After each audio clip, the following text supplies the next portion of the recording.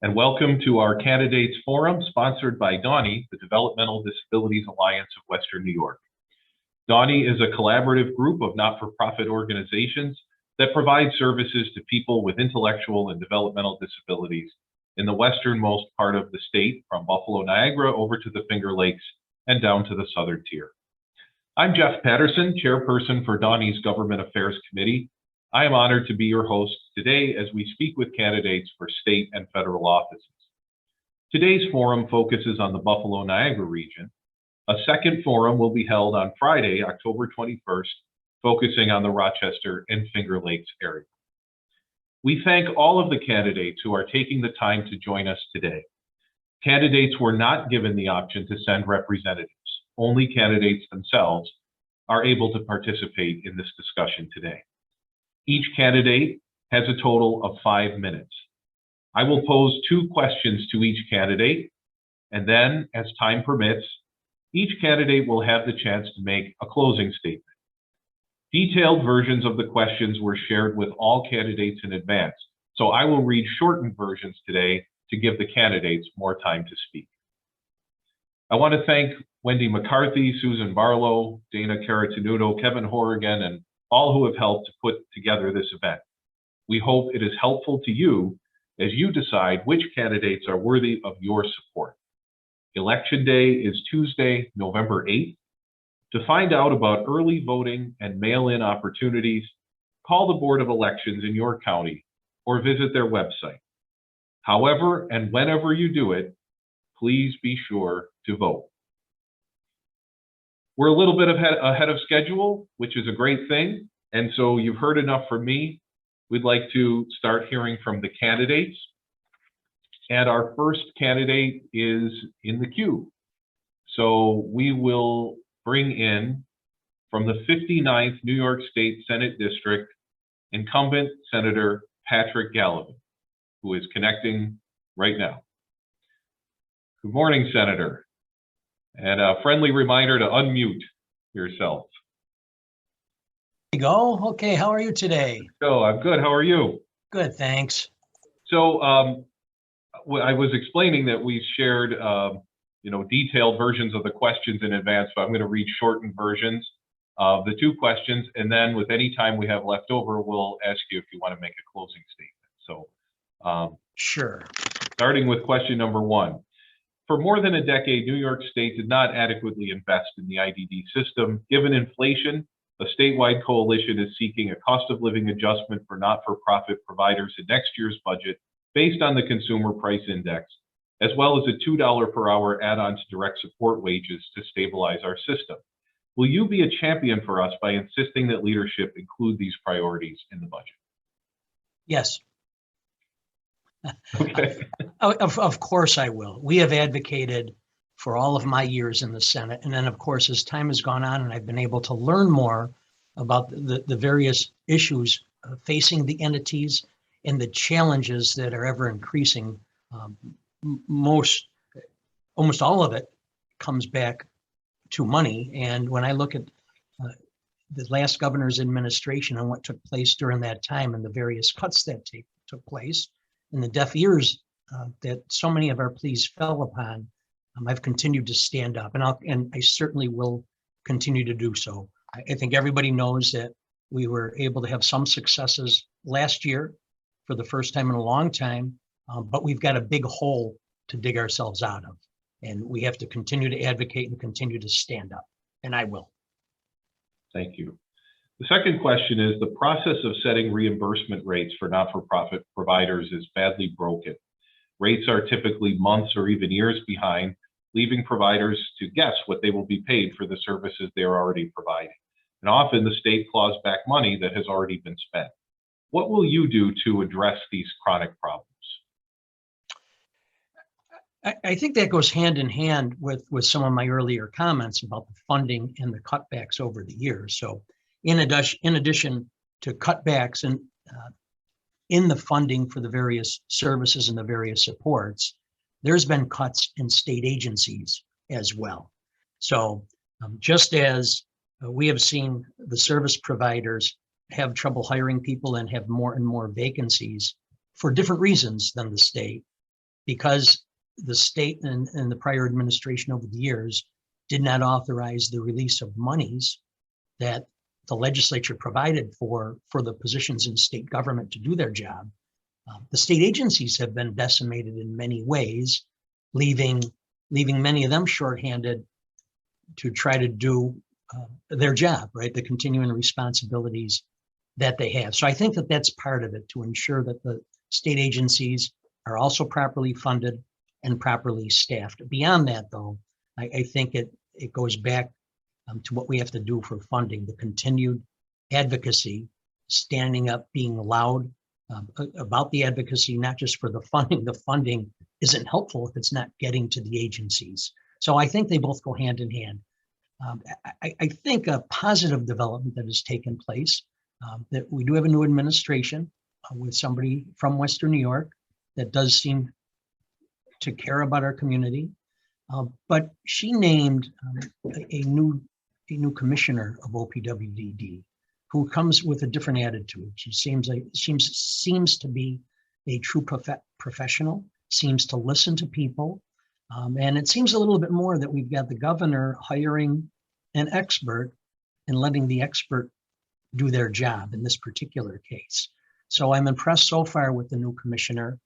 She seems very sincere, very determined to take the proper steps forward to try to help to solve these problems. And so long as she does, I think the legislature will have a willing partner in the OPWD commissioner. And in turn, she would have the support of the legislature so long as she's willing to listen and take the proper steps to try to tackle these challenges. Okay, thank you. We have about a minute and a half left. Is there anything you'd like to say by way of a closing statement? I continue to be honored to represent people in the Senate. Certainly we have districts that we're elected to. In my case, it's the 59th with redistricting. My new district will become the 60th district and include pretty much all of the towns in Erie County outside of the city of Buffalo and the first ring suburbs. West Seneca is one of the exceptions, first ring suburbs I'll represent. I'm looking forward to working more closely with the various Erie County agencies. Before I was spread across the 4 entities, but it has been an honor, and it's been an honor getting to know so many of the people that are part of the agencies in this community, the various people that are standing up for themselves as well, many of whom are on who are on this forum today. And I'll look forward to continuing working with everybody. It's my honor, and I've enjoyed your support, and I certainly would hope that I can continue to have it. And in turn, you can be assured I'll be standing up for the issues that are important to all of us. Well, thank you. That's Senator Patrick Gallivan. Always a pleasure to talk with you, and thanks for taking the time today. Thanks, Jeff. Thank you, everybody. Next up, we have from the 143rd New York State Assembly District, incumbent Assembly Member Monica Wallace, who's connecting right now. And there she is. Good morning, Assembly Member. We'll have you unmute, and we have two. I'll give you two abbreviated versions of the questions that were shared with you in advance, and then anytime we have left over, we'll invite you to make some closing remarks. So for the first question, for more than a decade, New York State did not adequately invest in the IDD system. And given inflation, a statewide coalition is seeking a statutory cost of living adjustment for providers in next year's budget based on the Consumer Price Index, as well as a $2 per hour add-on to direct support wages to stabilize our system. Will you be a champion for us by insisting that leadership include these priorities in the budget? Yes, well, first of all, good morning, and thank you so much for giving me an opportunity to meet with you today. I want to thank you for giving me this opportunity, and also for the great work you do advocating on behalf of individuals with intellectual and developmental disabilities. You guys are champions in this area, and you are really a model in terms of how it should be done. You've had some successful wins, and I really applaud you on that. I've been happy to partner with you in the past on those, whether it's the Be Fair to Direct Care or the education parity funding that we, were somewhat successful in getting. And I look forward to going to Albany again and continuing to fight for parity and for more resources to assist this community. Thank you. And the second question certainly relates to the parity funding, along with other things, that the process of setting reimbursement rates for not-for-profit providers is badly broken. Rates are typically months or even years behind, leaving providers to guess how much they'll be paid for services they're already providing. And often the state claws back money that has already been spent. So what can you do to address these chronic problems? Yeah, thank you. And that is a real problem. I've actually had conversations specifically with the Cannellation Center about how this has been really problematic for them, and it really creates a lot of unpredictability with their budgets and their ability to know how much they're going to be getting the next year. So it is something that's broken. It is something we have to do. The legislature, it's on the legislature to, do a deeper dive and figure out exactly how this can be fixed and come up with a solution. I mean, there's no question that has to be addressed. So I look forward to working on that. As you know, when I came to the legislature a couple of years ago and I first introduced myself to you, I said I really wanted to be a champion for this community and really for everyone who's, I believe a society should be judged by people, how it treats people who are vulnerable. And, whether it's people who are the frail elderly people who need our assistance, or children who live in poverty, or individuals with developmental disabilities, we need to make sure that we provide opportunities for everyone to live the fullest life in the best possible way. And so as an advocate, or as a legislator, I should say, I've been doing that for the past few years, whether it is, as we said, talking about the Be Fair to Direct Care, education parity, or even just making improvements locally in Western New York with supporting organizations like Fantastic Friends, getting the first ADA compliant playground equipment in the town of Cheektowaga. As you know, I've had conversations, I'm sure Kevin Horrigan has told you about the tax credits. I was a big supporter of the tax credits for businesses that hire individuals of all abilities. And so, I will continue to be a champion for this community. And I thank you for giving me the opportunity to let you know how I think I've already done that and how I plan to do that in the future. Well, thank you. We have about a minute left. Is there anything else you'd like to add by way of closing comments?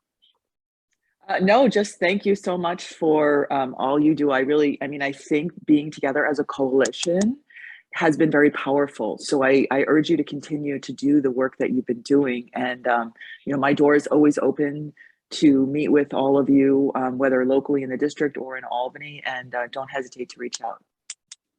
Thank you very much. That's Assemblymember Monica Wallace. Thank you for your time. We know you're busy. Always great to see you. Take care. Have a great day. Thanks again. Up next, we move to the federal stage, and we have from the 26th District in the United States House of Representatives, incumbent Congressman Brian Higgins.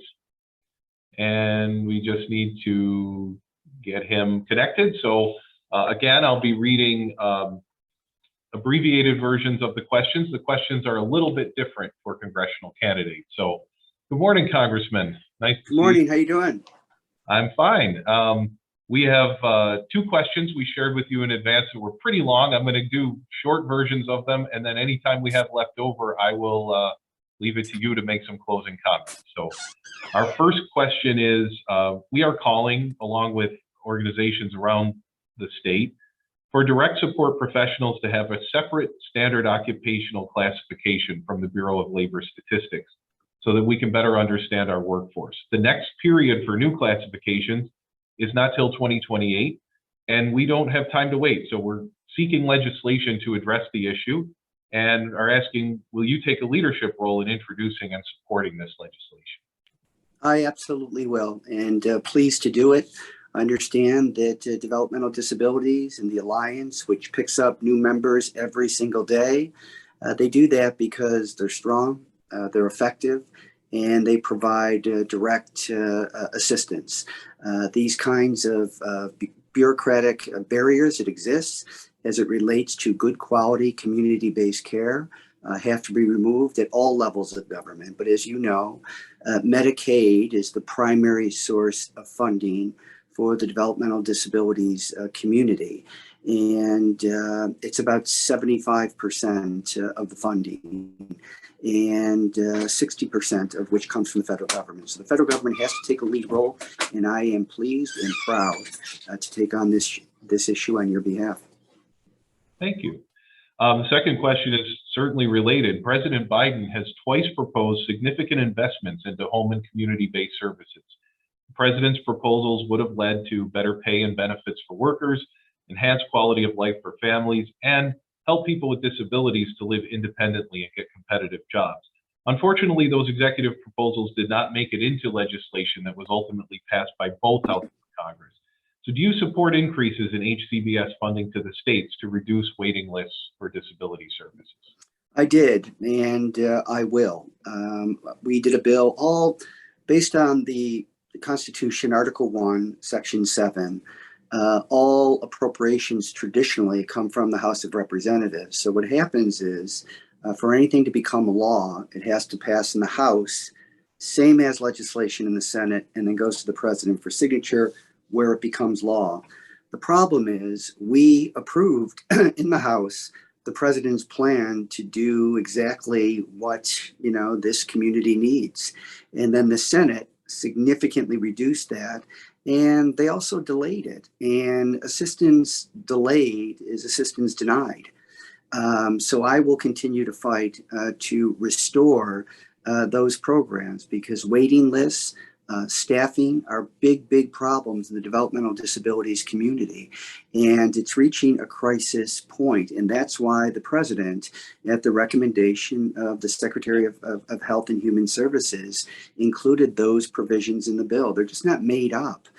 This is information that comes directly from the developmental disabilities community. As you know, not only are people afflicted with developmental disabilities, but it puts a massive burden on their families, their caregivers. And what should be an absolute right is the developmental disabilities community has a place in our community with all the support services that are necessary. So to answer your question again, I'm pleased to do it. And I will do it again because we did it previously in supporting the president's full package that unfortunately got significantly reduced in the Senate. Thank you. We have about a minute and a half left. If there are any closing comments you'd like to make. Well, I would just say that I have personal experience with, the deinstitutionalization of people with developmental disabilities. Back in the early 70s, People Incorporated. I know my friend Kevin Horgan is probably on the line here, but as you know, there was an effort to bring that community into the neighborhoods. And since that time, it has been determined clearly and unequivocally that community-based support, that residential communities have enhanced neighborhoods, not done what some of the critics early on said that they would do, and devalue properties. And that has not happened. It's been a good thing for the families, for those who are afflicted with developmental disabilities, and the community-based services are critically important. And as we said from the outset, 75% of the assistance comes from the Medicaid program. It's a federal, state, and sometimes local program. And 60% of that funding comes from the federal government. So we, at the federal level, we in Congress have to take the lead on behalf of the developmental disabilities community. And I assure you that I will do that. I just want to also say that this is, I've participated in this forum for many, many years. You always get a great turnout because you do a very, very good job in presenting issues that are relevant to the community and their caregivers. And not only do you have the developmentally disabled present at these forums, but as importantly, you have their families and their caregivers and the agencies that are participating to make life easier for those who we all have an obligation to help, because they are productive, valuable members of our general community, and we need to do better. Well, thank you, Congressman, for your comments. Thank you for your time. We know you're busy. It's always a pleasure to see you, sir. Thank you. And I'll note that our friend Kevin Horgan has been name checked twice already, and we're only 20 minutes in. So we'd like to welcome in the 140th New York State Assembly District challenger, Scott Marcheszewski. Good morning, and thank you for joining us. It looks like we're still connecting to audio. There we go. Okay. Good morning. We shared two detailed questions prior to the forum. I'm going to read very short versions of them so that you have more time to talk, and I'll remind you to unmute at the appropriate time. The first question is, for more than a decade, New York State did not adequately invest in the system for people with developmental disabilities, and given inflation, a statewide coalition is seeking a statutory cost of living adjustment for not-for-profit providers in next year's budget based on the Consumer Price Index, as well as a $2 per hour add-on to direct support wages to stabilize our system. Will you be a champion for us by insisting that leadership include these priorities in the budget? You want to unmute.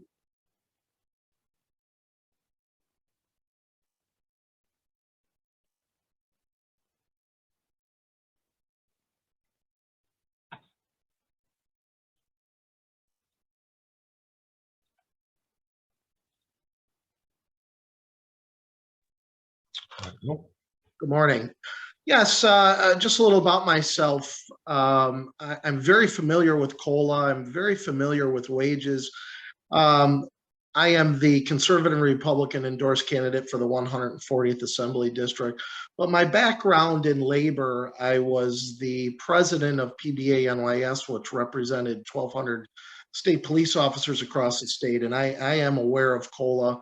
I am aware of the wages that have not kept up with inflation, that is not drawing critical personnel to important positions like the direct support professionals.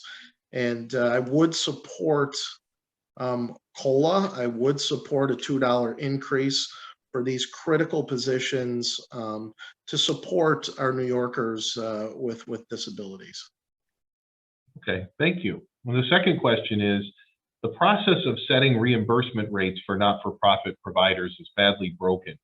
Rates are typically months or even years behind, leaving providers to guess what they'll be paid for the services they're already providing. And often the state claws back money that has already been spent. What will you do to address these chronic problems? I'd like to see the state comptroller become involved and begin to free up that money and to support on-time payments to the vendors, to the professionals that need that money to continue their operations. And it's an issue of equity. It's an issue of fairness. And as professionals, payment should be made in a timely fashion. Okay, thank you. We have a couple minutes left if you would like to make any closing statements. Sure. Again, I do have a background in labor. Wages coming out of COVID in relation to inflation, we are seeing shortages all across our state in critical positions like nursing, law enforcement. And again, the professionals that work with disabled New Yorkers, and it's incumbent upon the legislature to start looking at these inequities and start providing funds so we can put professionals in place in these critical positions, so the work that is needed every day is done. We can't have shortages. We can't have shortages when people depend on these services for, their everyday lives. And I saw that, professionals getting disabled New Yorkers to doctor's appointments and to important places and services inside the facilities, and the legislature needs to step up and provide that funding so we can have those professionals. We can draw, we can recruit, we can retain, and that's probably the most important part, is retaining these professionals in these positions. Okay, well, thank you so much. That is Scott Marcheszewski. He is the challenger in the 140th New York State Assembly District. Thank you so much for your time. We know you're busy. Yep, thank you. Thank you. Next up, from the 142nd New York State Assembly District is the incumbent Assembly Member Patrick Burke, who is connecting right now. So we'll give him a minute to get connected to audio. And there is the Assembly Member. So good morning. We have a couple of questions to start out with. We sent very lengthy questions to you. I'll do a quick version of them so you have more time to talk. And then any time that's left, we'll ask you to make any closing remarks that you'd like. So sounds great. Thanks, Jeff. First off, for more than a decade, New York State did not adequately invest in the IDD system. Given inflation, a statewide coalition is seeking a statutory cost of living adjustment for not-for-profit providers in next year's budget based on the Consumer Price Index, as well as a $2 per hour add-on to direct support wages to stabilize our system. Will you be a champion for us by insisting that leadership include these priorities in the budget? Absolutely. I'll continue to be a champion in the legislature and within the Democratic Majority Conference. So, no one likes to talk about how the sausage is made, right? But it's a tough process. It takes some sharp elbows, and it takes having a strong voice. I'm in my second term, going into my third. Beginning of my second term, I was named the Secretary of the Majority Conference, which is one of only 5 positions in the Democratic majority. So to be I say relatively young elected to get to that position only benefits the cause. We didn't get, it's been too long. We fought really hard in the last budget. We got some, not nearly enough, and we'll continue to do that. And I'll continue to be a strong voice within my conference and on the floor of the legislature for you. And frankly, more importantly, is to continue having these good relationships so that I know where you're coming from and I can be a good advocate for you. Okay, thank you. Second question. The process of setting reimbursement rates for not-for-profit providers is badly broken.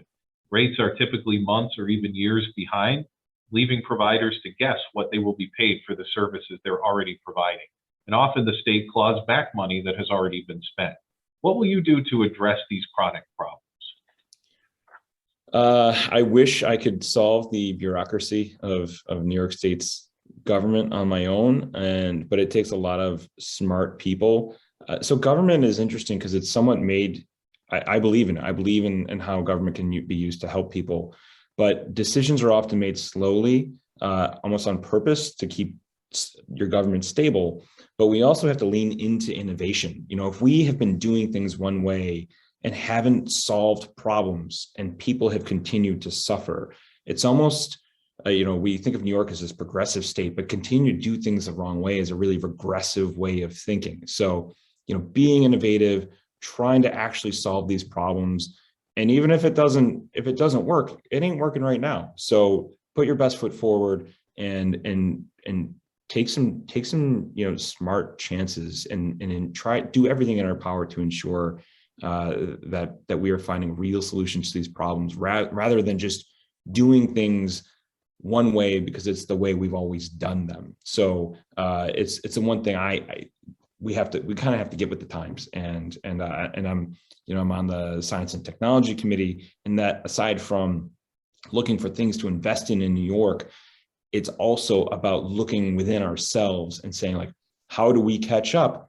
How do we do things better? And so that's the best way I know to try to give it a good faith effort to create some more efficiencies. Okay, thank you. We have about a minute left for any closing remarks you'd like to make. I'd just certainly like to thank all of you for what you do, and thank you for having me on, and look forward to a continued working relationship with you.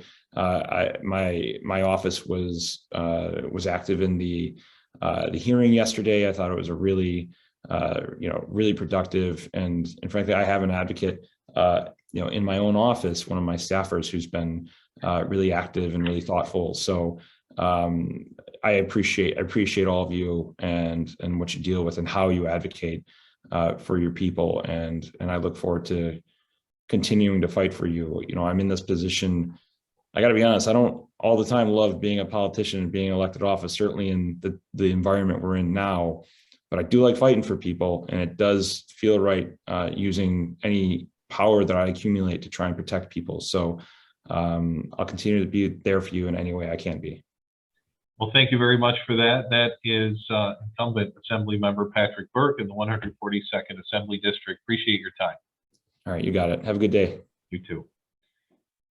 Up next, we have incumbent Assembly Member Bill Conrad from the 140th New York State Assembly District. And so we'll bring him in momentarily.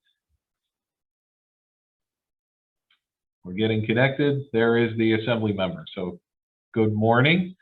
I will remind you to unmute. Oh, you got it. All right, you're a pro at this Zoom thing. Now I'm apparently my daughter's name, Emma Conrad. That's okay.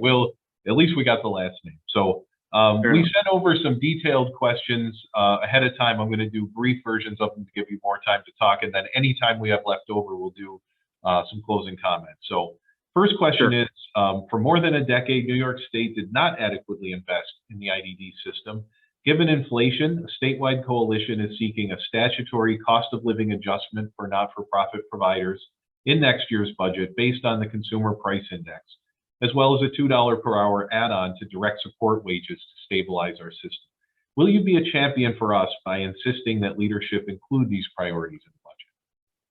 Well, as I stood last year on the Capitol steps, I was a big supporter of an 11% increase to COLA. We only got 5%, but I know myself and many of the Western New York delegation pushed very hard, along with the chair, Tom Avenatti, in the Assembly to make sure that that COLA increase were to happen. We were pushing for that 11%. We got 5%. I know we all were kind of like, we were let down, but for some folks it was all right. Some's better than nothing. But I think we all have realized in the past those rates have been cut, and we can all agree right now that the reimbursement rates and the rest of things that are going on have been down since the 90s. And I think we all recognize that here locally. We understand how important these funds are for those folks. And that's something I'll continue to work on in my capacity, as I have done and proven before. Okay, thank you. The second question is, as we get funding approved, then we have to get it paid out. So the process of setting reimbursement rates is badly broken. Rates are usually months or even years behind, leaving providers to guess what they'll be paid for services they're already providing. Often the state claws back money that has already been spent. What will you do to address these chronic problems?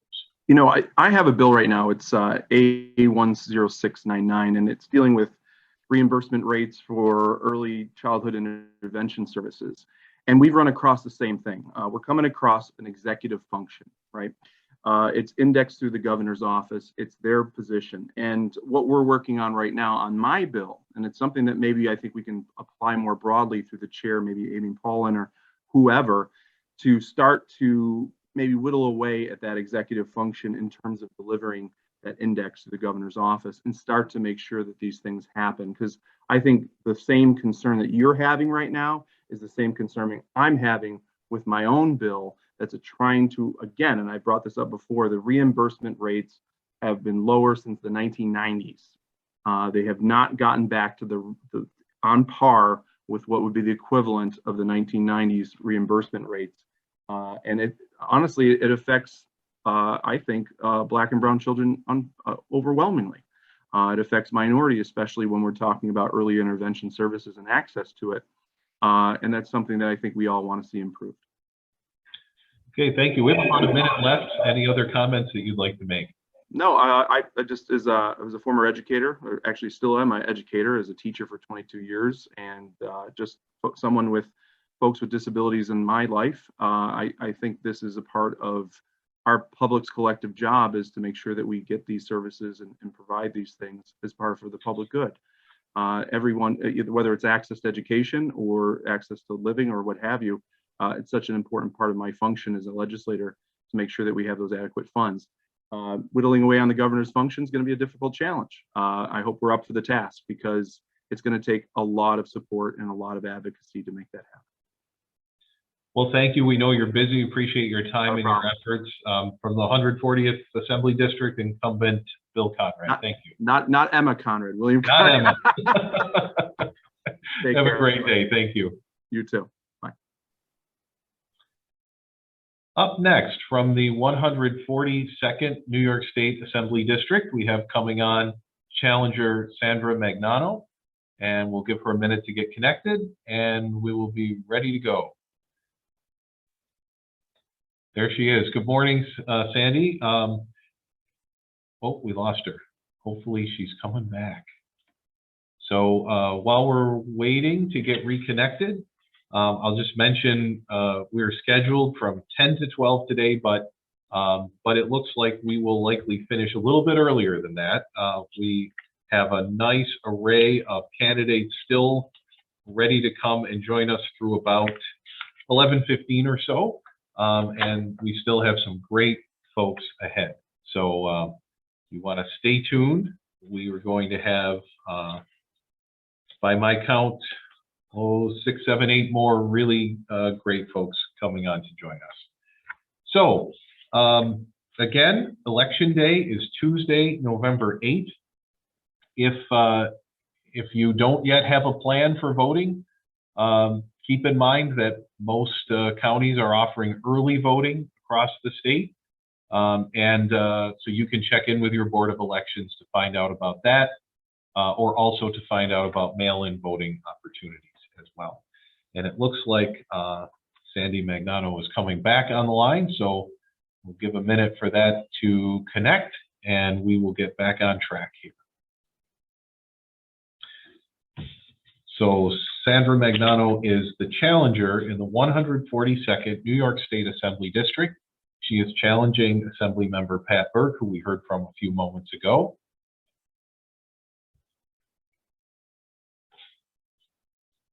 And if we can't get a connection, then we may move on and try to get reestablished so that we make sure that Ms. Magnano gets all the time she has coming to her. Okay, there she is. Good morning. We shared a couple of detailed questions in writing ahead of time. I'm going to do condensed versions of them. And then anytime we have left over, we'll give you a chance to make some closing comments. So the first question is, for more than a decade, New York State did not adequately invest in the IDD system. Given inflation, a statewide coalition is seeking a statutory cost of living adjustment for not-for-profit providers in next year's budget based on the Consumer Price Index, as well as a $2 per hour add-on to direct support wages to stabilize our systems. Will you be a champion for us by insisting that leadership include these priorities in the budget? Absolutely. You know, I was a nurse for disability services. My son and I both, during COVID, worked for Virtual Medical, and we saw all that was going on firsthand. And it was really hard for a lot of these agencies to keep people. People didn't show up. It was really difficult, and it was an honor actually to work with alongside my son. And you know, the community is not served well, and you need more funding, definitely.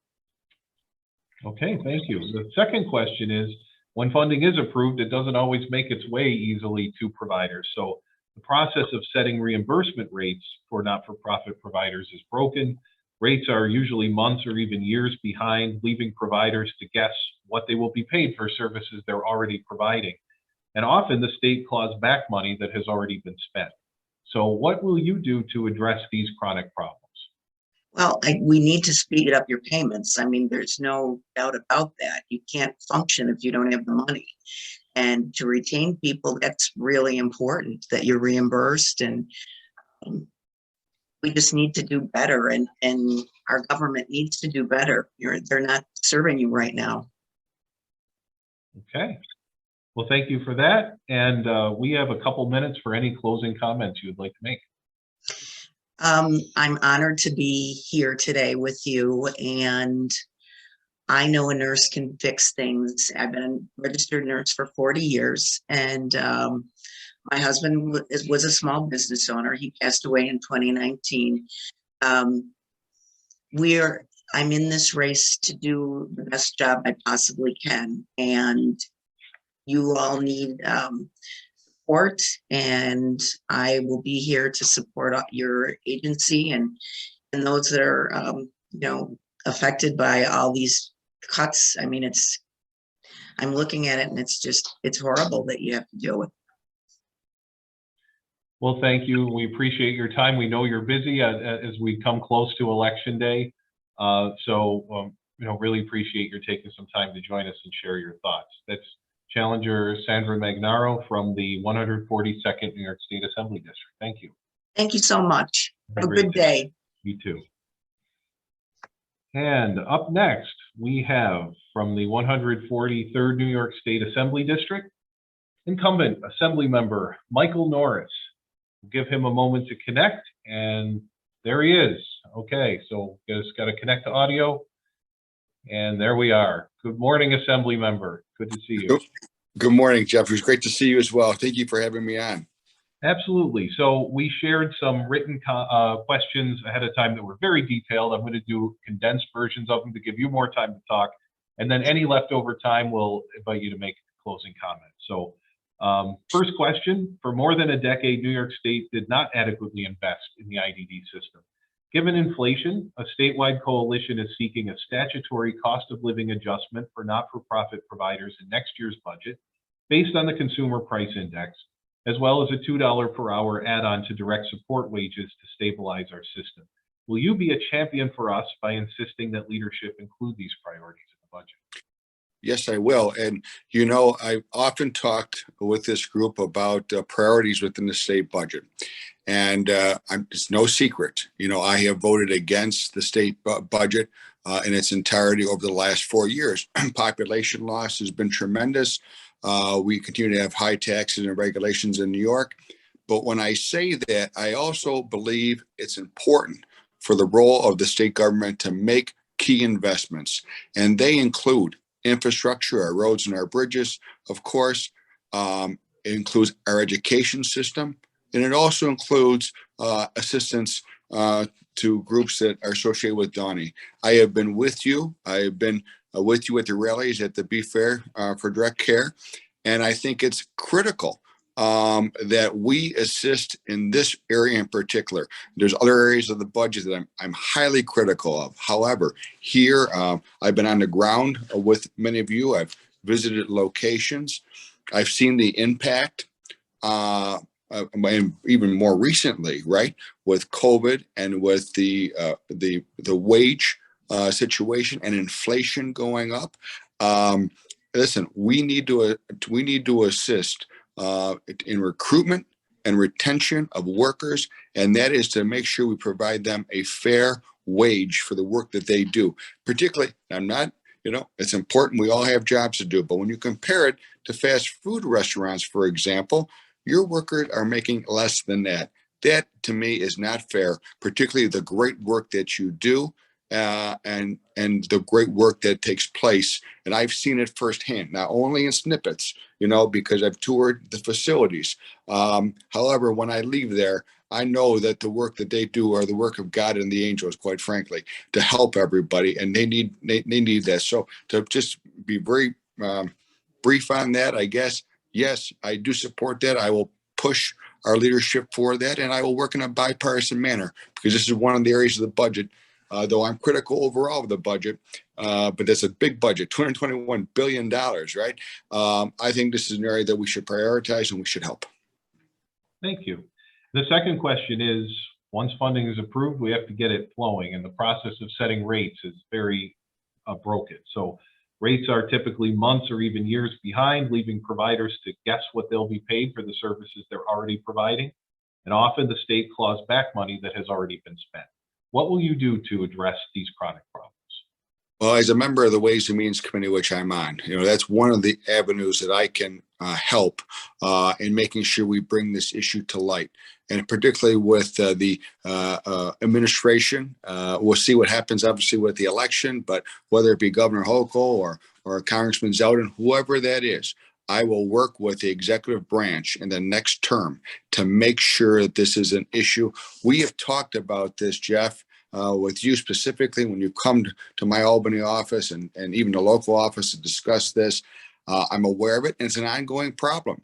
But hopefully with the incoming administration, whether it be Governor Hochul or Lee Zeldin, this will be a priority of mine, and I will ask for accountability.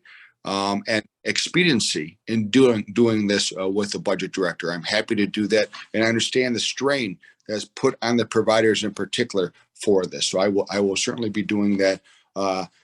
If I should be reelected under my current situation, but I certainly will do that in the next term. Okay, thank you. We have a little bit of time left. Would you like to make any closing remarks? Yeah, I do. I just want to take the opportunity to thank all the advocates from Donnie. I've worked closely with you over the last 6 years. It has been a pleasure to do that, but certainly a struggle with COVID over the past couple of years, and you've experienced it firsthand in the organizations that you're involved with and the providers. But it's been a good, strong working relationship. You know, you don't have big time lobbyists. You're here working on the ground. I've been very proud to do that. And as we look forward to the next term, you know, I think it's important that we also focus on respite care and making sure that we have independent facilities as well, as we look at making sure we have placement for individuals who are in need of them. And I think that will be a very important thing I will be looking at, particularly in my next term. And I know it's a problem that's ongoing, and it needs to be addressed, even in small steps. That's very important to me, and making sure that we provide opportunities in workforce training. I remember being at the recycling shop with you. Those are very important to me. And again, you have my commitment that I will continue to advocate. This is an important group. You do important work, and I really appreciate the opportunity to be a partner and champion working with you. Well, thank you for that, and thanks for your time. We know you're busy. Always good to see Assembly Member Michael Norris from the 143rd. Thanks for your time. Thank you as always. I appreciate the opportunity. Thank you. Okay, bye-bye. And up next, we have from the 145th New York State Assembly District, incumbent Assembly Member Angelo Morinello. Good morning, Assembly Member. Always good to see you. And just make sure you unmute before you answer the first question. We have two questions. Sorry.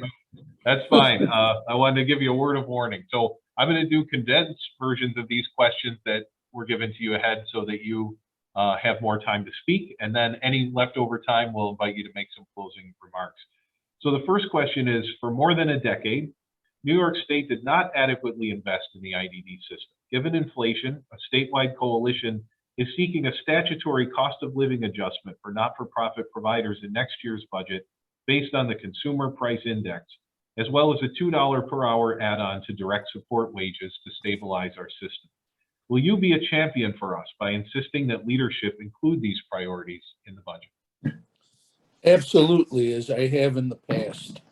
You know, it just seems that leadership, and I'm talking about the highest office, the second floor in the past, has done a bait and switch. They've promised, but haven't followed through. If you recall, we had that gigantic rally in the second floor, the war room, and unfortunately, it never came to fruition. I feel that what we need to do is get everybody on the same page. And a suggestion would be a detailed request with all providers and all legislators prior to the budget, outlining the needs. You know, it is an area that is always neglected. And I feel that part of it is the recipients, those that need the assistance, are not in a position to rally for themselves. So we all have to be their voice. But to allow this to continue is a disservice to those who have the greatest needs, Jeff. Okay, thank you. And on a related note, when funding is approved, it needs to flow. And the process of setting reimbursement rates for not-for-profit providers is badly broken. Rates are typically months or even years behind, leaving providers to guess what they will be paid for the services they're already providing. And often the state claws back money that providers have already spent. What will you do to address these chronic problems? Well, number one, I feel that we should put some legislation in when we deal with it. Dictate a timely payment, and that can be discussed. prevent rates from being retroactively adjusted, because then there's clawbacks, which actually hurt future budgets, which we've talked about. Late payments should have a penalty component similar to interest. If you make a payment late to the state, they charge you interest or charge you a penalty. Well, why should the state not have to do the same when they withhold? Here's what I feel, that we need to stand with providers and rally on their behalf, and possibly as a program, put a face to the issues. And by that, I mean a public campaign where we highlight those who are in the biggest need. The general public, unless their families are touched by this, they have no idea. And therefore, it goes unnoticed to the general public, so we don't have that big outcry. And by doing that, we allow government to sit back on their hands. The other thing we need to address, when you look at this, you've named three, you have your organization, then three state departments. We all know that state departments do not operate efficiently. So now each can point the finger at the other, but we have the Office for people with developmental disabilities, the Education Department, and the State Department of Health, all involved. Why do we need them all? Why can't we have one omnibusman to put this all together? Because as we go through layers, one of the other tragedies, and thank God for your ability to see forward, when they shut down your work locations, demanding equal pay or minimum wage, we knew that was going to harm, but you were astute enough to put in the recycling and the shredding to give them the opportunity to have a feeling of purpose, to put them whole. I want to tell you, I do this reading program and with all the schools. I was able to give a certificate yesterday to one child who had developmental disabilities I think he was in the first grade, but his parents worked with him. So it shows that we can get through and help, but we can't let government use us as a football and just keep kicking us around. We have to be together, but we need to get the general public to understand what we need and what is happening. Okay, thank you. We have about 30 seconds left if you'd like to make any closing remarks. Well, number one, I think that you do an excellent job, and your workers do. But we need to make sure that we support them, because if we close down the group homes because we don't have sufficient help, we are doing a disservice to a very vulnerable segment of our population. And I will always fight to champion the cause and the needs. Okay, thank you. That's incumbent Assembly Member Angelo Morinello from Niagara County and a little piece of Erie County and the 145th Assembly District. Thank you. Always good to see you, sir. Always a pleasure, Jeff. Thank you. Hope to run into you soon. Take care. So. All right, take Bye. care. Coming up next is from the 146th New York State Assembly District, incumbent Assembly Member Karen McMahon. And there she is. So we sent you some detailed written questions. I'm going to do condensed versions to give you more time. And then any time that's left over, we'll invite you to make some closing comments. So the first question is, for more than a decade, New York State did not adequately invest in the IDD system. Given inflation, a statewide coalition is seeking a statutory cost of living adjustment for not-for-profit providers in next year's budget based on the Consumer Price Index, as well as a $2 per hour add-on to direct support wages to stabilize our system. Will you be a champion for us by insisting that leadership include these priorities in the budget? Well, good morning, Jeff. That's a softball, because my answer is absolutely yes. I remember when I first came into the assembly, that budget year in 2019, there was talk of both a COLA and a raise, and we were pushing for it, and we all know what happened. So I think we're making progress, and I think that we took some good steps in the last budget to provide the COLA, but we can always do more. And certainly, as part of my job, especially as being a member of the Committee for People with Disabilities, that's going to be one of my main focuses, really, to advocate for just that, to stabilize the system. We got ourselves into a big hole over a long period of time, and it's going to take a little while to crawl out of that, but I think we've made a good start and we'll continue, and I'm absolutely going to advocate for those two things, the raise and the statutory COLA. Thank you. So the second question is related because when the funding is approved, it needs to flow. So rate setting is broken. Rates are typically months or even years behind, leaving providers to guess what they'll be paid for the services they're already providing. And often the state claws back money that has already been spent. So what will you do to address these chronic problems? Yeah, it is a related question. When I read the two, I thought, yeah, they're all just joined together. So I think we're in a better place than we were with our current commissioner and our current governor. There's a different mindset and more of an attention to the needs of this community. So I think what my role as a legislator would be is kind of to be a go-between between the executive branch and the division of budget and you folks, providers and advocates, to really kind of keep the pressure on and push things, push for funds that are allocated to be paid out. So for instance, we had a hearing, I guess it was about a month ago, and I reached out to providers and people in positions like yourself to say, what are the problems? What's going on? And I at that point, I found out that those monies had not been paid out. And so I was in a position to kind of get the commissioner on the record, like what's going on. And at the time, I think she said it was supposed to be next month, which is now.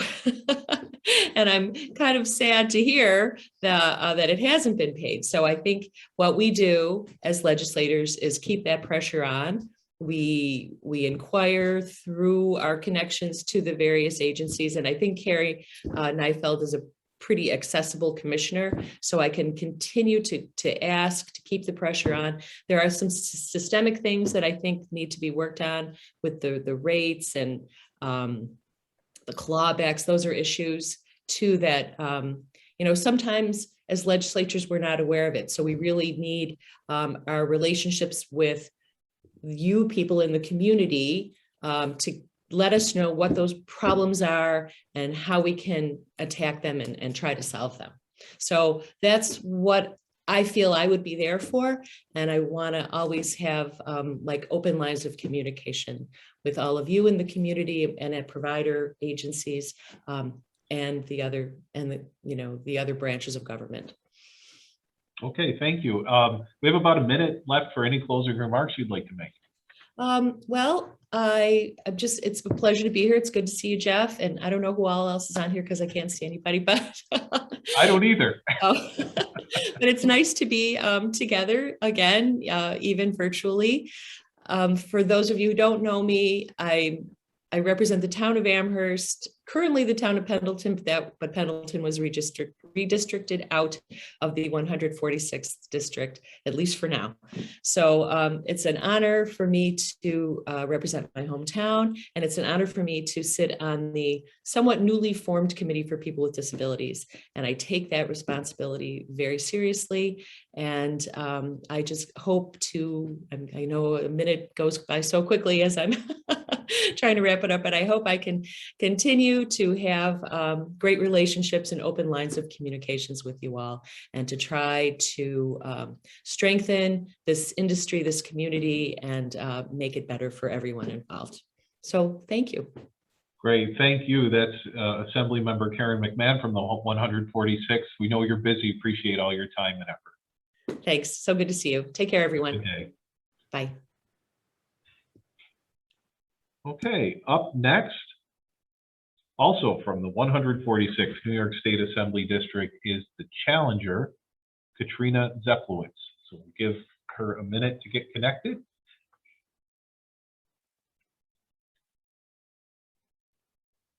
Okay, it looks like we're We're close.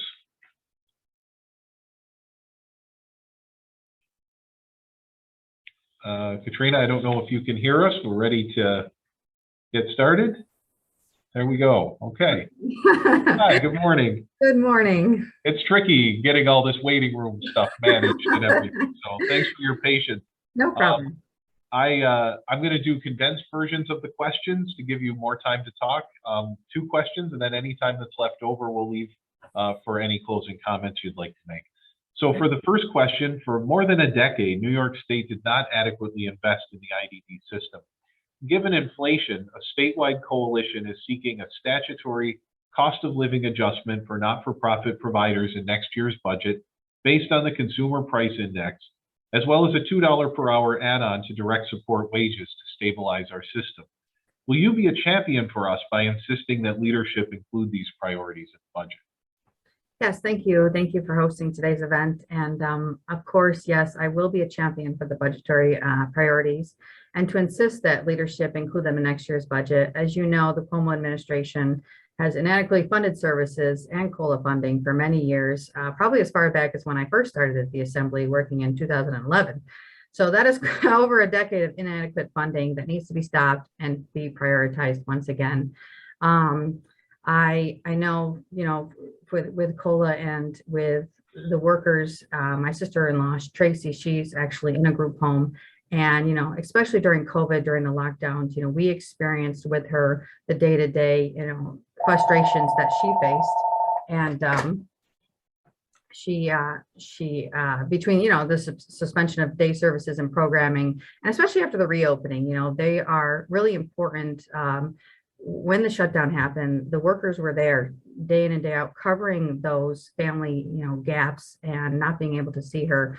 So I think they do the really tough work and should be really rewarded based off of, you know, being there each day and every day. And I would make sure, you know, obviously that, you know, I'm there to be a voice for the disability community, especially when it comes to funding for our workers. And, you know, with the shortage of not being paid enough and adequately, you know, that needs to be loud and clear, and it needs to be prioritized in the budget. And if I'm elected to the State Assembly, I will certainly champion that. Thank you. A closely related question is that once funding is approved, it needs to flow, and the reimbursement rate setting process is badly broken. So rates are typically months or even years behind, leaving providers to guess what they'll be paid for the services they're already providing. And often the state claws back money that has already been spent by providers. So what will you do to address those chronic problems? Yes, I'm, you know, I'm not sure of the current, you know, processes for the administrative departments for the state, but I know that as legislators, you know, we can host hearings on the issues and listen to not-for-profit providers, what they're facing with the state agencies to fix the problems. Additionally, which I would explore and support, would be setting up statutory timeframes on certain processes, you know, that can speed up the process for reimbursements from the state. One example I can think of is like with the school districts, they're mandated within 60 days to get back to a family for a student request for special needs. It's also, I think, with public assistance, there are certain county statutory timeframes that they need to get back to when they're looking for funding. So I think, you know, holding our state agencies accountable is one major way to address the chronic problems that you're facing as providers. And I think that I will certainly do that. You know, in the look to do that statutorily in the State Assembly. Okay, thank you. So we have about 30 seconds left for any closing remarks you'd like to make. Okay, I just wanted to thank everyone for today for joining me. My mother-in-law, Penny Zeppowitz, she did a lot of work on the town board, creating the first group home site review committee, fighting against a lot of community opposition. And I want to pledge to be the same kind of fighter in Albany. And I think, you know, thank you for your time again and consideration for this November. And I will be an advocating voice and an active listener in the community for the disability community in Albany as a State Assembly member. My contact information, you can contact me through Facebook at Katrina Zeppowitz for State Assembly or by email at katrina.zeppowitz@gmail.com if you have any further questions for me. Again, thank you for your time and consideration and have a great rest of your day. Well, thank you so much for your time. We know you're busy and we appreciate it. That's Katrina Zeplowitz, challenger in the 146th Assembly District. Thanks. Have a great day. Certainly. You have a great one. Coming up next is from the 150th New York State Assembly District, incumbent Assembly Member Andrew Goodell, and it looks like he is connected. So good morning, Assembly Member. It's good to see you. We sent over some written, very detailed questions. I will do very condensed versions now to give you more time to talk. And then any time that's left over, we'll open up for some closing remarks. So I'll remind you while I'm reading the first questions, just unmute so you're ready to go. And the first question is, for more than a decade, New York State did not adequately invest in the IDD system. Given inflation, a statewide coalition is seeking a statutory cost of living adjustment for not-for-profit providers in next year's budget based on the Consumer Price Index, as well as a $2 per hour add-on to direct support wages to stabilize our system. Will you be a champion for us by insisting that leadership include these priorities in the budget? Absolutely. Okay. Did you want more details? If you want to give it, if not, we can move along. First, I should let you know that my wife is on the board of directors of the Resource Center and is on the Finance Committee. I think she should probably actually register as a lobbyist, although she doesn't get paid for doing so. So I'm acutely aware of the personnel issues that are facing the Resource Center and similar organizations all across New York State. There's just no question whatsoever that state funding has not kept pace with either inflation or with the labor market. And that's resulting not only in our employees not being paid an appropriate wage, it's also resulting in a shortage of staffing, which is directly impacting the quality of care for our residents. And so I have been a longtime champion in Albany for being fair to direct care. But we need to recognize that it's more than being fair to direct care. We need to be fair to all the people that are working. And so when we give raises to the direct care workers, we need to also give corresponding increases to the rest of the staff so that there's a well-recognized and thoughtful and rational salary range that applies to everyone who's working in direct care as well as those who are in the support services. So very strong advocate. And, I always have a mission, happy wife, happy life. I hear this on a regular basis, and I'm fully committed.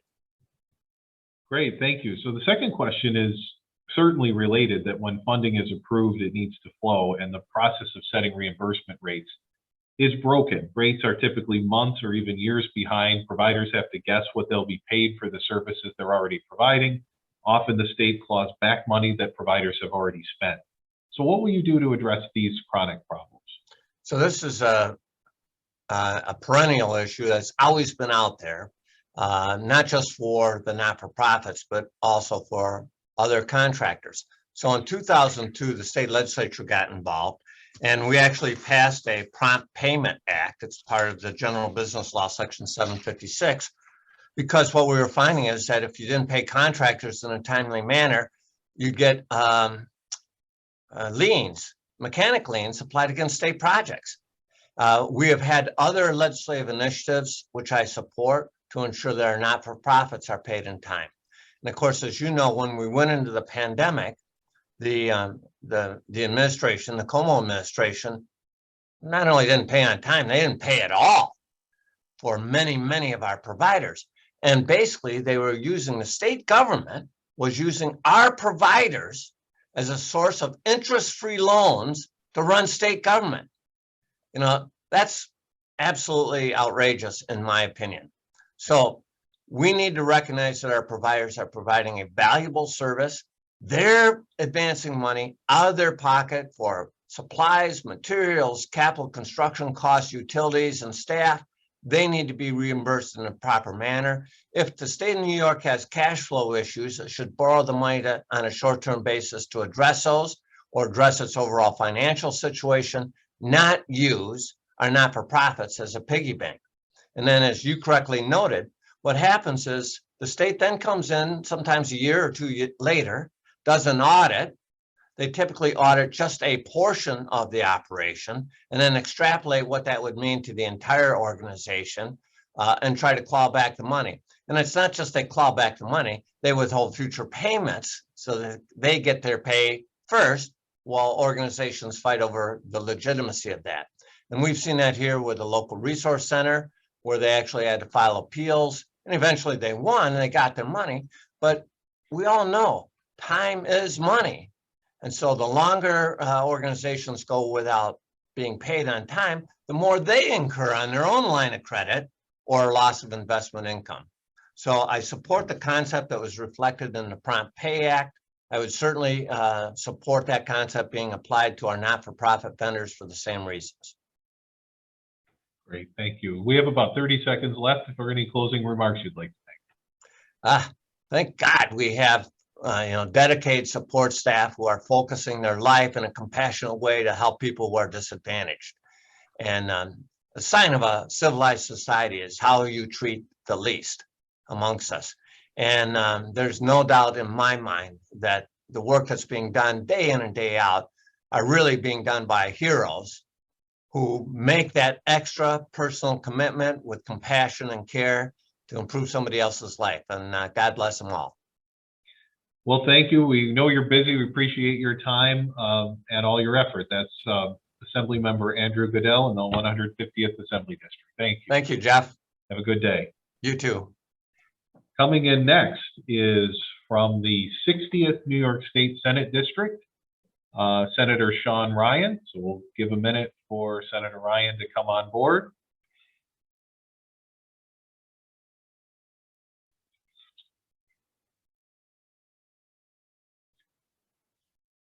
Senator Ryan is running in a reconfigured 60th New York State Senate District, and the contours of his geographic area have evolved a little bit.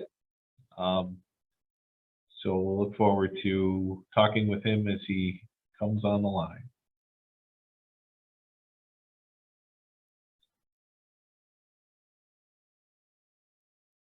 Okay, do we have Senator Ryan?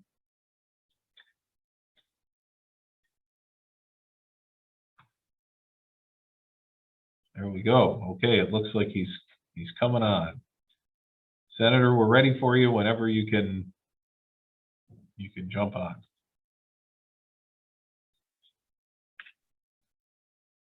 There he is. Good morning, Senator. We sent over some very lengthy written questions. I'm going to condense them quite a bit to give you more time to talk, and then anytime we have left, we'll leave for some closing remarks. So, well, thank you for the condensing. You're welcome. Nobody wants to hear from me any more than they have to. So, question one. Sure. For more than a decade, New York State did not adequately invest in the IDD system. Given inflation, a statewide coalition is seeking a statutory cost of living adjustment for not-for-profit providers in next year's budget based on the Consumer Price Index, as well as a $2 per hour add-on to direct support wages to stabilize our system. Will you be a champion for us by insisting that leadership include these priorities in the budget? Sure. I've been working, many years on the Be Fair to Direct Care, campaign. I myself came out of the human services field. I worked at Learning Disabilities Association, and I could see the pay. So we need to get the wages up. There's no reason that people who are direct care professionals shouldn't also be able to put a roof on their house, take their kids to the dentist, and go on vacation.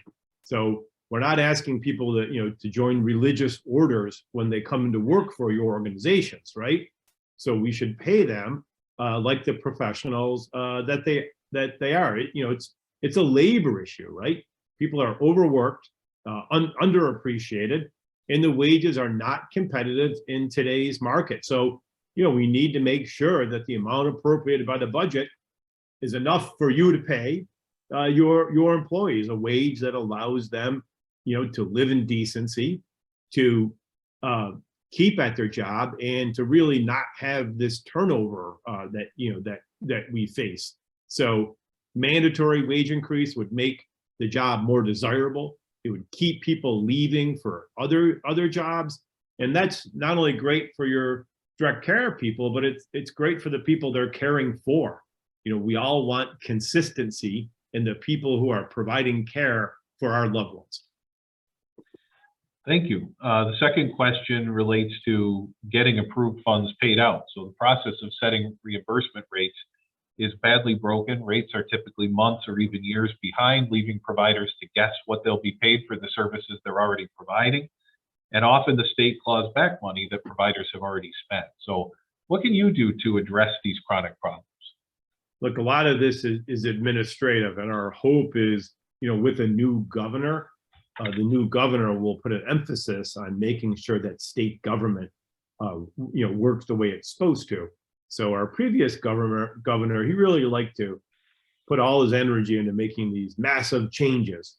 But part of his energy did not go to making sure the agencies were functioning and that they were paying their contracts on a timely basis. So, what you're describing isn't different than other people who rely on state contracts are describing. You're months and months and sometimes, years behind. Then during that time, if there is an adjustment and it turns out you were paid too much, well, you want to hear that 3 months after you incur the debt. You don't want to hear it 15 months later, 18 months later. Where are you supposed to get the money then, right? So we want the process to be smooth and not cumbersome, and the money that's allocated in the budget for the purposes for which you spend it, it should be reimbursed. You yourself know the problems that causes in your agency, but just imagine the small agencies, who don't have big reserve accounts and really have a hard time making payroll if the state's resources, don't come in. So, we just have to make the system work the way it's supposed to. And that's mostly an administrative function.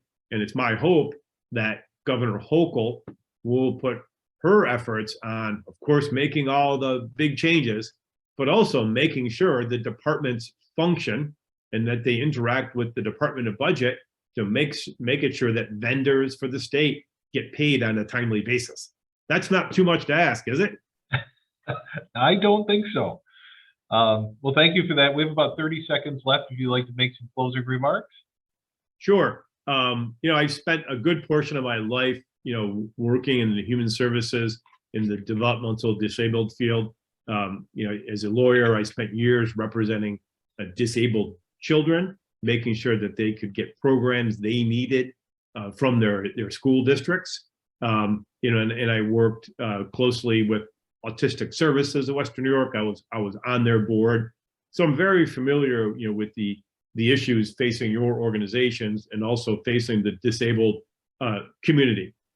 So, thanks, Jeff, for your participation, and Donnie. It's a very effective organization. I hope I've answered the questions that you outlined. They're important issues. The pandemic has just really sharpened the point on this idea that, we need to pay people, what they're worth. And if anyone needs any further information, they want to know more about the issues that I've been working on, please go to my website, SeanRyanSenate.com. So once again, that's SeanRyanSenate.com if you want a deeper dive into issues that I've been working on. Okay, thank you, Senator. It's always good to see you. We know you're busy and appreciate all the time and effort. So, oh, you're welcome, Jeff. I appreciate it too. From the 60th District, that's Senator Sean Ryan. Thanks. And joining us now from the 57th New York State Senate District is incumbent Senator George Borrello. It looks like you're on the move, Senator. So I will do very condensed versions of the questions we had sent over, so you have a little bit more time to talk. I'll remind you to unmute while I'm asking the first question, and then any time that's left over, we will save for any closing comments you may have. So, first question is: for more than a decade, New York State did not adequately invest in the IDD system. Given inflation, a statewide coalition is seeking a statutory cost of living adjustment for not-for-profit providers in next year's budget that would be based on the Consumer Price Index, as well as a $2 per hour add-on to direct support wages to stabilize our system. Will you be a champion for us by insisting that leadership include these priorities in the budget? Yes, I mean, we all know that the Cuomo administration either cut or held flat for more than a decade, and not just to those folks working with those with disabilities, but he did it to nursing homes as well.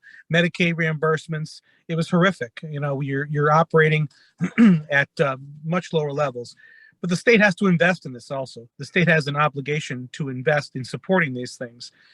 They can't just make it an unfunded mandate. And after spending 10 years in county government, I can tell you how unfunded mandates work, and that's really a concern, right?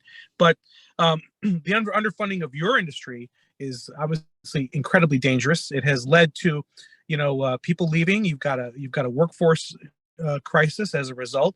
And let's face it, I've heard this from many people. They can make as much money working in fast food with no responsibilities without having to take on the challenges. And the people that work in this industry are the people that do it because they love it, because they love serving those folks that have challenges. It's a calling, right? That's what I've heard from so many people. This is a calling for them. But we need to make sure that this is also a living that they can make. And that's why I advocated for the 5.4% increase in last year's budget, and we need to continue to fund it. It's shameful to look at the waste, fraud, and abuse in our Medicaid system, especially in New York State. I mean, right now, you have taxi drivers in Buffalo that are driving down to my district, to Chautauqua County, to pick up one person to take them to a doctor's appointment in Buffalo and then back and forth. And those taxi drivers can be making $300, $400, $500 per trip. And in some cases, with drug treatment, they're taking those people every single day. Now, how do you justify paying a taxi driver $450 when we won't pay a nursing home, half that for skilled nursing, or for what you do to care for our most vulnerable citizens? So it's a disgrace, and it's a waste of the money's there. The money's there to support your organizations.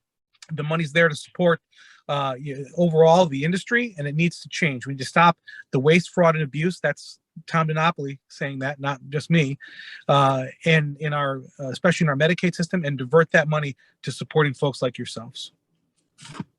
Okay, thank you. The second question is, when funding is approved, it needs to flow, and the setting of reimbursement rates for providers is badly broken. Rates are typically months or even years late, leaving providers to guess what they'll be paid for the services they're already providing. And often the state claws back money that providers have already spent. So what will you do to address these chronic problems? Well, I've supported this idea that OPWDD move to a different reimbursement model that's supposed to get it better, but it hasn't happened yet, right? You need to go from to an acuity-based measurement. That's a great theory.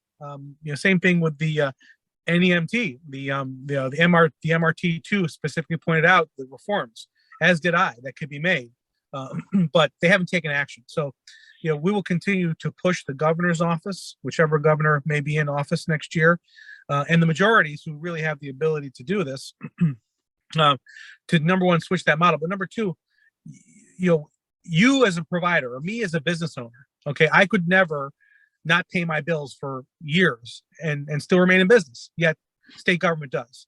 We routinely do not pay our bills. And I see it all the time. I fight. One of the biggest battles when I took office here was we had more than 70 grants that were awarded by my predecessor that were not delivered. And now there's still many that still aren't, and they're 3+ years old. So the state needs to not, like the governor during the pandemic, he suspended those payments, which is horrible. The state has the money, and certainly should make it a priority to make good on the commitments that we've made. So, I think that new methodology is a part of it, and we'll certainly advocate for that. But at the bottom line is the state has the ability. We spent $220 billion in this new budget. We have the ability to make sure that those payments are made promptly, and they should be, so that you can properly budget, and that you don't have to worry about, are you going to make your payroll? Are you going to be able to provide the services that you can provide? And we've seen the mass exodus from this industry, and not having the assurity that you're able to make that payroll shouldn't be one of the things you should have to worry about. Okay, thank you. We have a short window for any closing remarks you'd like to make. I think there's this belief that somehow, if you're a Democrat, that you're more sympathetic and that you're, more willing to, support, folks with disabilities. But the reality is that's not worked out in practice, right? What's worked out, what we need really, honestly, is we need a little bit of, balance in our government, because things like this, when we allow, these things like payments not being made, or the fact that these reimbursements are continue to be cut. When you look at Medicaid, what has New York State done? We've expanded who's available, who's eligible for Medicaid, right? The state government has continued to open the floodgates to let more and more people come into the state and collect Medicaid.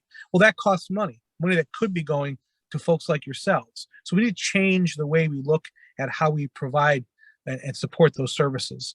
And for me, it starts with ensuring that those commitments that we've made to those folks that are caring for our most vulnerable citizens, those commitments are kept. And I'll continue to fight to do that. Okay, well, thank you.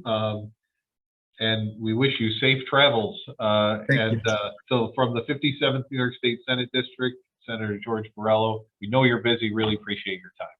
Thank you very much. I want you to make sure you know that I was safely parked when I was doing this Zoom. So we can tell. No judgment, Senator. Thanks for your time. Thank you. I appreciate it also. Thank you. Okay. Our final guest and candidate for today is just coming online now from in the newly configured 60th District of the State Senate, Senator Ed Rath. So good morning. We had shared with you some very detailed written questions, which I'm going to do in a much more condensed fashion so we can hear from you and not from me. And then any time that's left over, we'll set aside for some closing comments. So the first question is, for more than a decade, New York State did not adequately invest in the IDD system. Given inflation, a statewide coalition is seeking a statutory cost of living adjustment for not-for-profit providers in next year's budget based on the Consumer Price Index, as well as a $2 per hour add-on to direct support wages to stabilize our system. Will you be a champion for us by insisting that leadership include these priorities in the budget? Well, good morning, and it's great to be here and a part of this conversation. I have supported in the past the statutory COLA based on the CPI, and would continue to support that and putting it into the budget. There needs to be, for this community, the developmental disabilities community, stability, and there needs to be cost certainty. And if you look at inflation right now at 8%, this statutory COLA could help to ease how expensive everything is these days in our communities. So our direct support professionals need adequate resources to do their job. And so I would absolutely support this.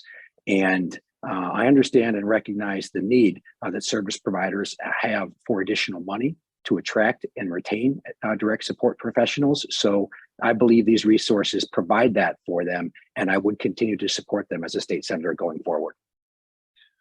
Okay, thank you. The second question deals with what happens once the funds are approved, how we get them out flowing. So the process of setting reimbursement rates for not-for-profit providers is badly broken. Rates are typically months or even years late, leaving providers to guess what they'll be paid for services they're already providing. And often the state claws back money that has already been spent by providers. So what will you do to address these chronic problems? Well, first and foremost, an important component discussing reimbursement is transparency and accountability, and making sure that the state agencies are properly communicating with developmental disabilities service providers and the developmental disability community. So shame on the state for not releasing this money 6 months since the budget has been passed. So they should be working with you all, collaborating, communicating with you all, and also speeding up the release of this money. Because to your point, some of this money is being spent, but not being received, if you will, from the state.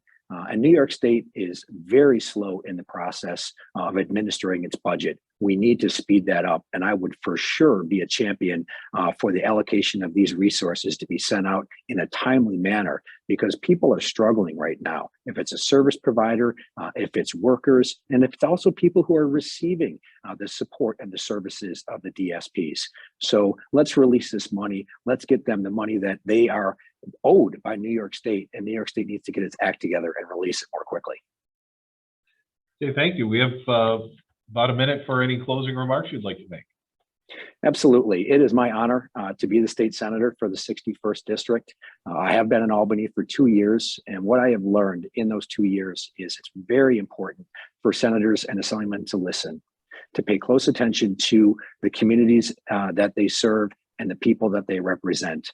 So I've thanked Donnie for this opportunity to be a part of this discussion today, and also for your detailed questions, because what I do is first, it's information and awareness that I gather. Then I determine, okay, what is the process I can do to bring about change and improvement? And the third thing I do is take action. And I'm proud to have taken action in the past for Donnie and the developmental disabilities community, and I will continue to do that. But please continue to provide me with the information I need as a senator so I can go to work for you. Again, it's my honor to be a senator, and I really appreciate this dialogue so that I can take this information back to Albany and work on improvements with regards to worker shortages, as well as allocating the proper reimbursement rates as soon as possible for you all. Well, thank you. We appreciate your time and effort. We know you're busy, and it's great, always great to see you. So thanks for your time. Great to be here. Thank you all very much. All right, take care. You too. That concludes our interviews for today. We want to thank again all of the candidates for their time and for caring enough about our community and our state and our country to run for office. It's a great commitment of time and sacrifice and energy on their part. I'd also like, again, to thank everybody who assisted in putting today's forum together. Please remember that Election Day is Tuesday, November 8th. To find out about early voting and mail-in voting opportunities, call the Board of Elections in your county or visit their website. And please make sure you vote. Let's make our voices heard to provide the best possible supports for people with disabilities in our communities. For Donnie, I'm Jeff Patterson. Thanks again for joining us.